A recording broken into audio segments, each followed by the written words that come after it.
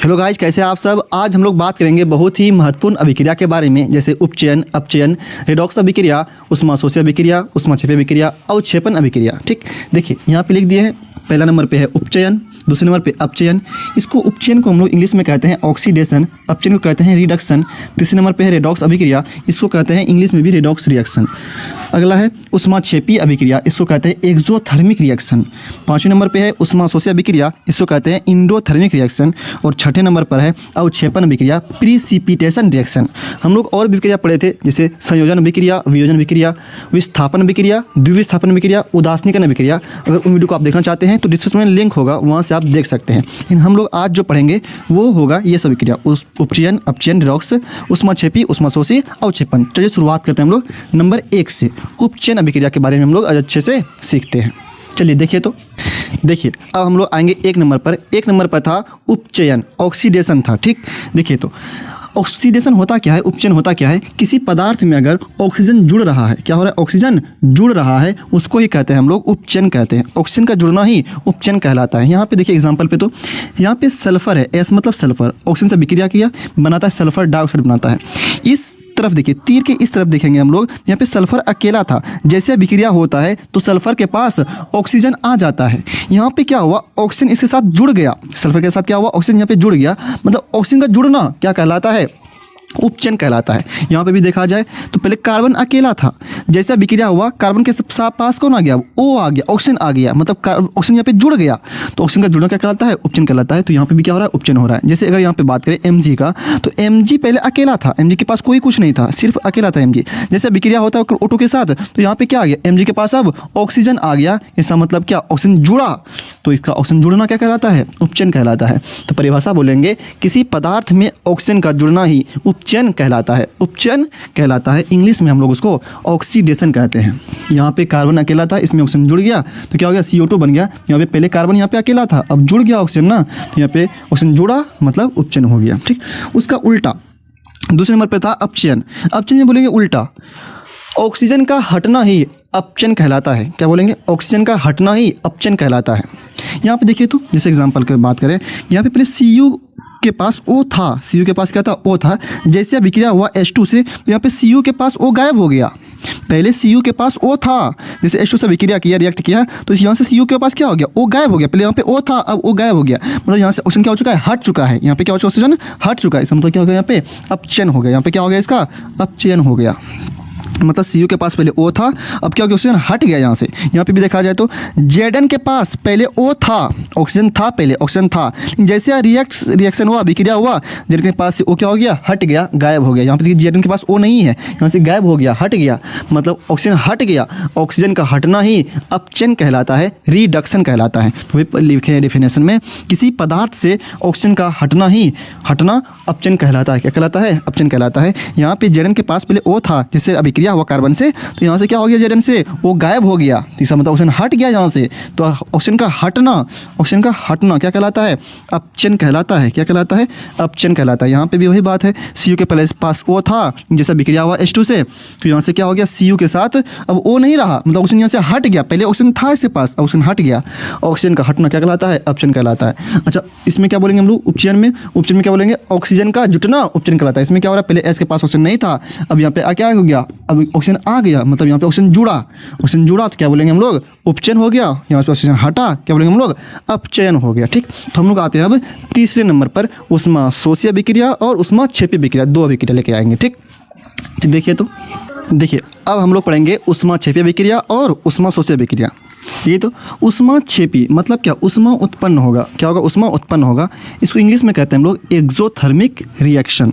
ऊष्माक्षेपी का मतलब क्या है, ऊष्मा उत्पन्न होगा। वैसा रासायनिक अभिक्रिया जिसमें ऊष्मा उत्पन्न होता हो उसे हम लोग ऊष्माक्षेपी अभिक्रिया कहते हैं। जैसे एग्जांपल के तौर पे बात करें, जैसे CH4, ये इसका नाम क्या है, मीथेन है इसका नाम। जब इसको मीथेन को हम लोग ऑक्सीजन के उपस्थिति में जलाते हैं, तब क्या होता है, कार्बन डाइऑक्साइड बनता है, H2O बनता है, और साथ ही साथ क्या होता है, ऊर्जा होता है। क्या होता है, ऊर्जा बनता है। क्या बनता है, ऊर्जा बनता है। मतलब क्या, यहाँ पे ऊर्जा क्या हो रहा है, उत्पन्न हो रहा है। ऊर्जा क्या हो रहा है, उत्पन्न हो रहा है। इसको मत कहेंगे हम लोग उष्मा क्षेपीय अभिक्रिया, क्योंकि इसमें ऊर्जा उत्पन्न हो रहा है। जैसे अगर बात करें श्वसन अभिक्रिया, श्वसन में क्या होता है कि ग्लूकोज C6H12O6, C6H12O6 ये किसका सूत्र है, ग्लूकोज सूत्र है। जब ग्लूकोज ऑक्सीजन की उपस्थिति में टूटता है तब क्या बनता है, कार्बन डाइऑक्साइड बनता है, जल बनता है, और साथ ही साथ ऊर्जा भी बनता है। श्वसन अभिक्रिया में क्या बनता है, ऊर्जा बनता है। मतलब यहाँ पे क्या हुआ, ऊर्जा बनना, ऊर्जा उत्पन्न हुआ, इसीलिए हम इसको कहते हैं ये एक उष्मा क्षेपीय अभिक्रिया है। यहाँ पे उष्मा के रूप में ऊर्जा उत्पन्न होता है। जैसे आपका शरीर गर्म रहता है, क्यों, क्योंकि श्वसन अभिक्रिया में क्या होता है, ऊर्जा भी उत्पन्न होता है। ठीक, तो इसीलिए क्या होता है, इसको कहते हैं हम लोग उष्मा क्षेपीय अभिक्रिया कहते हैं। और उसके कारण पर शरीर गर्म भी रहता है। देखिएगा, जो आदमी मरा हुआ होता है, जो मर जाता है, डेड बॉडी जो होता है, उसका शरीर ठंडा होता है। क्यों, क्योंकि उसमें श्वसन का अभिक्रिया नहीं होता है। श्वसन अभिक्रिया नहीं होगा तो उसमें क्या होगा, ऊर्जा भी उत्पन्न नहीं होगा। और अगर ऊर्जा उत्पन्न नहीं हुआ तो उसका शरीर गर्म भी नहीं रहेगा। लेकिन हम सबका गर्म जो शरीर होता है वो गर्म होता है, क्योंकि हम सबके शरीर में श्वसन अभिक्रिया होता है। ठीक, तो श्वसन अभिक्रिया में होता क्या है, ग्लूकोज, ये क्या है, ग्लूकोज ऑक्सीजन की उपस्थिति में टूट करके कार्बन डाइऑक्साइड बनाता है, जल बनाता है, साथ ही साथ क्या करता है, ऊर्जा बनाता है। ठीक, इसलिए ऊर्जा बनाया ना, इसलिए क्या कहेंगे हम लोग इसको उष्मा क्षेपीय अभिक्रिया है। तो उष्मा क्षेपीय अभिक्रिया क्या होगा, वैसा रासायनिक अभिक्रिया जिसमें उष्मा उत्पन्न होता हो उसको हम लोग कहते हैं उष्मा क्षेपीय अभिक्रिया। ठीक, उसका उल्टा उष्मा शोषीय अभिक्रिया, उष्मा शोषीय अभिक्रिया। ठीक, इसको इंग्लिश में कहते हैं हम लोग इंडोथर्मिक रिएक्शन।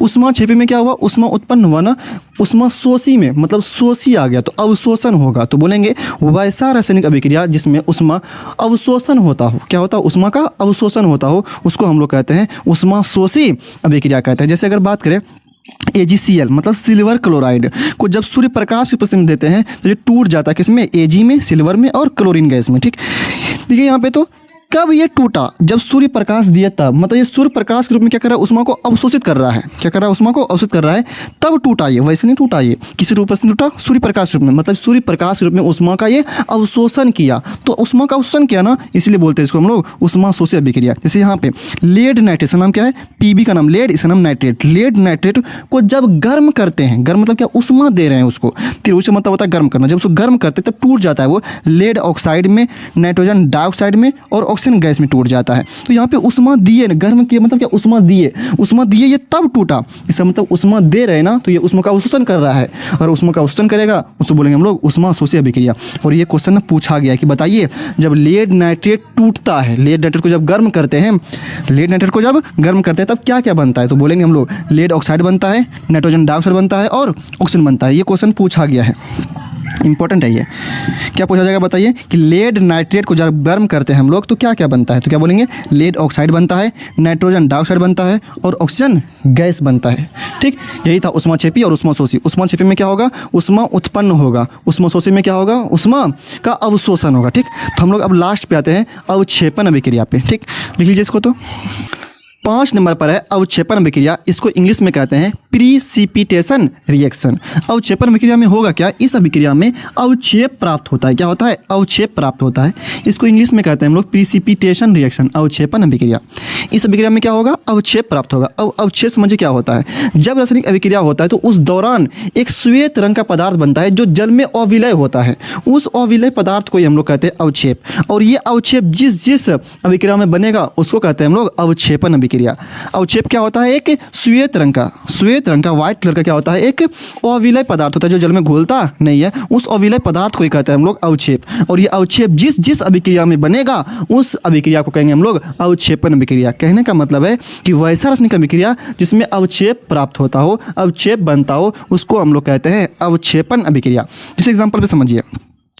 और अवक्षेपण को हम लोग क्या करते हैं, जहाँ पे अवक्षेप बनता है उसको क्या करते हैं, विक्रिया में एक तीर दे देते हैं, उल्टा तीर, नीचे की ओर तीर देंगे वो हो जाएगा अवक्षेप। जैसे ऐसे यहाँ पे ऐसे तीर हो गया, उल्टा तीर देना ये वाला तीर, ये क्या हो जाएगा, अवक्षेप का सिंबल है। ठीक, ये देखिए एग्जाम्पल पे BaCl2 barium chloride plus sodium sulphate Na2SO4 जब विक्रिया करता है तो बनाता है बेरियम सल्फेट और सोडियम क्लोराइड। यहाँ पे तीर दे दिया, उल्टा तीर दे दिया। यहाँ पे इसका मतलब क्या हुआ, ये अवक्षेप है। ये क्या है, अवक्षेप है। ये श्वेत रंग का क्या है, अवक्षेप है, जो जल में क्या होता है, अविलय होता है। तो इसमें अवक्षेप प्राप्त हो गया ना, ये क्या कहलाएगा, अवक्षेपण अभिक्रिया कहलाएगा। अगर इसका एग्जाम्पल का बात करें, जैसे सोडियम क्लोराइड NaCl, फिर सिल्वर नाइट्रेट AgNO3, इसका नाम क्या है, सिल्वर नाइट्रेट। जब विक्रिया करता है तो बनाता है AgCl प्लस NaNO3, मतलब सोडियम नाइट्रेट और सिल्वर क्लोराइड बनाता है। तो यहाँ पे हम लोग तीर दे दिए, इसका मतलब क्या, ये अवक्षेप है, ये क्या है, अवक्षेप प्राप्त हो गया। यहाँ पे क्या हुआ है, अवक्षेप प्राप्त हुआ है और ये जल में घुलता नहीं है और इसका रंग कैसा होता है, श्वेत कलर होता है इसका, ठीक। तो इसमें अवक्षेप प्राप्त हो गया, इसमें भी हो गया प्राप्त, इसमें प्राप्त हो गया। तो जिस जिस अभिक्रिया में अवक्षेप प्राप्त होगा उसको कहते हैं हम लोग अवक्षेपण अभिक्रिया, प्रिसिपिटेशन रिएक्शन कहते हैं, ठीक। यही था अवक्षेपण अभिक्रिया। और इससे पहले भी हम लोग पढ़े थे विस्थापन अभिक्रिया, संयोजन अभिक्रिया, वियोजन अभिक्रिया, उदासीनीकरण अभिक्रिया, द्विविस्थापन अभिक्रिया। इन सब का अगर आप वीडियो देखना चाहते हैं, वीडियो को समझना चाहते हैं तो इस डिस्क्रिप्शन में लिंक होगा, वहाँ से आप उनको देख सकते हैं। और अगर आपको ये वीडियो पसंद आया हो तो वीडियो को लाइक करिएगा, चैनल को सब्सक्राइब कर दीजिएगा, क्योंकि आप ही लोगों के लिए हम लोग मेहनत करते हैं। अगर आप चैनल को सब्सक्राइब कीजिएगा तो हम लोग और भी अच्छे से आपको पढ़ा पाएंगे, ठीक। धन्यवाद।